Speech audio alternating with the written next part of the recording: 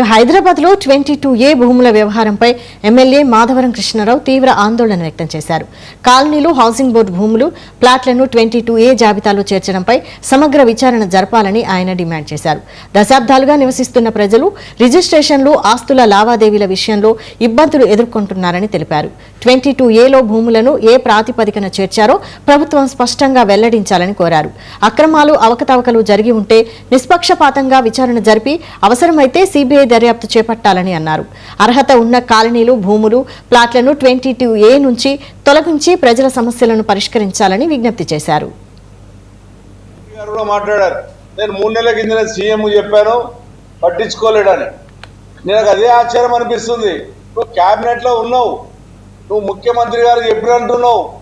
మరి ముఖ్యమంత్రి గారికి 3 నెలల ముందే మీరు చెప్పిన తర్వాత మరి 22A విషయంలో ప్రజలు నష్టపోతురని ఎందుకు పట్టించుకోలేరు అనేది క్యాబినెట్ మంత్రిగా నేను ఏదైతే మొన్న చెప్పారో, నేను ఏదైతే నల్లగొండ జిల్లాలో భువనగిరిలో రైతులంతా ఆవేదన చెందిరు, అక్కడ ఎమ్మెల్యే నాకు చెప్పాడు, ఆ రోజే ముఖ్యమంత్రి చెప్పినా అని చెప్పి ఆయన మంత్రి గారు చెప్పారు. నేను ఇక్కడ పొగిరెడ్డి శ్రీనివాసరెడ్డి గారు రిజిస్టర్ ఆఫీస్ ఓపెన్ చేసినప్పుడు మీ ఎలక్ట్రానిక్ మీడియా సమక్షంలోనే నేను అడిగాను. నాకు రికార్డు ఉంది, నేను కావాలని నిరూపిస్తాను. నేను 12/1/26/26 నాడే నేను పొగిరెడ్డి శ్రీనివాస్ రాశాను. 22Aలో మీరు పెట్టారు, ఇలా పెట్టింది కాదు ఇది. పొగిరెడ్డి ఈ 12/1/26 అంటే సుమారుగా 6 నెలలు 8 నెలల కిందనే మీరు